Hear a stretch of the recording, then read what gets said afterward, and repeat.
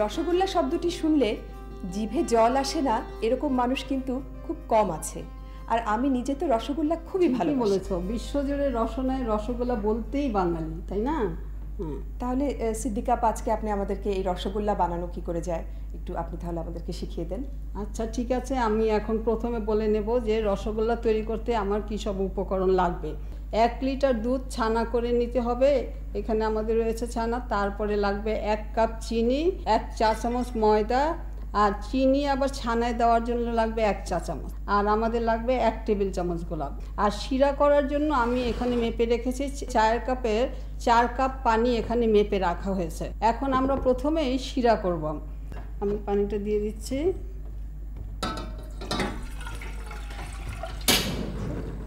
আজ কি কমিয়ে দেবো আপা? হ্যাঁ হ্যাঁ, আজ একটু কমাতে পারো। আচ্ছা, এখন এই 1 কাপ চিনি 4 কাপ পানিতে দিয়ে দিচ্ছি কিন্তু। হ্যাঁ, শিরা হতে কিছু সময় লাগবে। আমি এখন দেখাবো কি করে ছানাটা রসগোল্লার জন্য তৈরি করতে। শাহিন, তুমি ছানাটা মাখিয়ে নাও। প্রথমে ছানাটা মাখাতে হবে। ছানা মাখাবার সময় এর সাথে 1 চা চামচ ময়দা দিতে হবে। চিনি বলেছি যে 1 চা চামচ চিনি লাগবে আমাদের। হ্যাঁ, এই 1 চা চামচ চিনি হয়ে গেছে। চিনি এবং এই যে 1 চা চামচ চিনি আর 1 চা চামচ ময়দা দেওয়া হলো, এই পরিমাণটা কিন্তু খুব ঠিক রাখতে হয় আমাদের। আর ছানাটা বেশ ভালোভাবে মাখাতে হয়। ছানাটা মাখাতে কিছু সময় লাগবে। এই অবসরে আপনাদেরকে বলে নিই কীভাবে দুধ থেকে ছানা করেছি। দুধ নিয়েছি 1 লিটার। 1 লিটার দুধ চুলায় জাল দিয়েছি। যখনই দুধটা বয়েল হওয়ার মতো হয়েছে, আগে থেকেই তৈরি করে রাখা আছে আমার 2 টেবিল চামচ লেবুর রস। 2 টেবিল চামচ লেবুর রস। দুধটা যখনই বয়েল ফুটে উঠবে, সেই ফুটে ওঠার সাথে সাথেই লেবুর রসটা দিতে হবে। লেবুর রসটা দিয়ে সামান্য একটুক্ষণ চুলায় রেখে যখন দেখা যাবে যে ছানা থেকে, দুধ থেকে ছানাটা আলাদা হয়ে এসছে এবং পানি আলাদা হয়ে গেছে, তখন চুলা থেকে নামিয়ে নিতে হবে। চুলা থেকে নামিয়ে নিয়ে আমরা সাথে সাথেই ছানাটাকে ছেনে নেব আর কি। তারপরে ছানাটা আলাদা করে ছড়িয়ে রাখলে পরে ওটা শুকাতে থাকবে। এখানে আমাদের কাছে যে ছানাটা দেখেছেন, এটা কিন্তু আমরা আগেই করে রেখেছি। দুধ যদি আমরা অনেকক্ষণ চুলায় রাখি এবং লেবুর রস দেওয়ার পরে যদি চুলায় রাখা হয়, তাহলে কিন্তু ছানা শক্ত হয়ে যায়। ছানা যত হিট পড়বে, গরম পড়বে, ততই ছানা শক্ত হতে থাকবে। সেই জন্য রসগোল্লা করার জন্য আমাদের দরকার নরম ছানার। আপনারা দেখুন এখানে যে মাখাচ্ছে ছানাটা বেশ নরম, তাই না? বেশ নরম হয়েছে।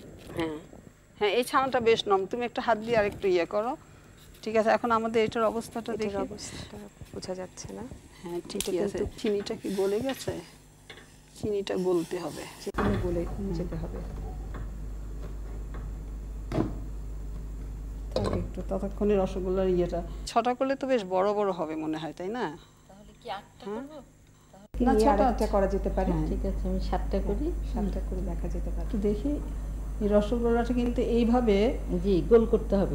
গোল করতে হবে। ছানাটা বেশ নরম হতেই হবে, এটা কিন্তু মনে রাখতে হবে আমাদের, যে ছানা নরম না হলে রসগোল্লা হয় না, রসগোল্লা ফুলবে না।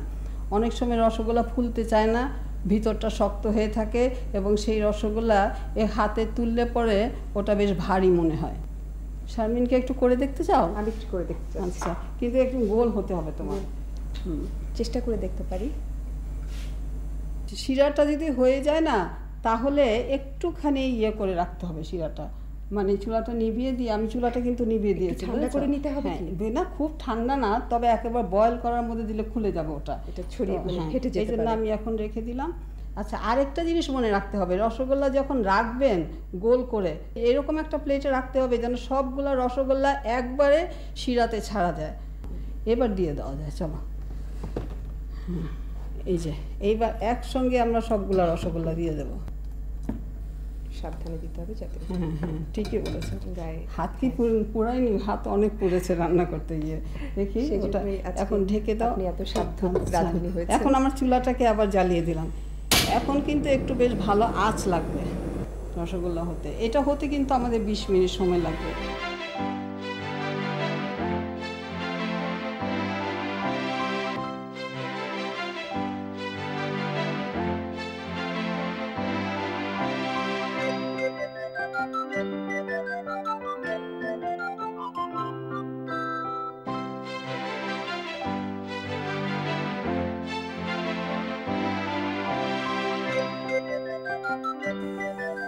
আপা রসগোল্লা কি হয়ে গেছে?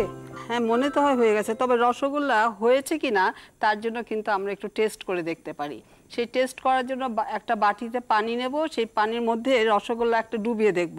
রসগোল্লা যদি পানিতে ডুবে যায় তাহলে কিন্তু মনে করতে হবে রসগোল্লা হয়ে গেছে, আর যদি পানিতে ভাসে কেমন তাহলে কিন্তু আর বলা যাবে না যে হয়ে গেছে। তাহলে দেখাই যাক কেমন। শাহিনা আপা, আপনার কি মনে হচ্ছে এখন কি এটা বেশ ফুলে উঠেছে?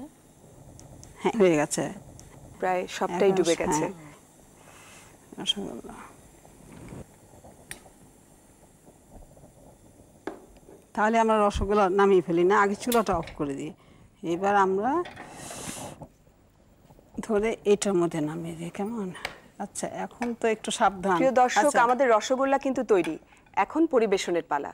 মনে রাখবেন, গরম কিছু নাড়াচাড়া করতে খুবই সাবধান হবেন, যেন কোনো দুর্ঘটনা না ঘটে রান্না করতে গিয়ে। দেখি, ঠিক আছে, রসগোল্লা আমাদের হয়ে গেছে। আচ্ছা, গোলাপ জল দিতে ভুলে, ও আচ্ছা, শাহিন ঠিকই মনে রেখেছে গোলাপ জল দেওয়ার কথা। হ্যাঁ,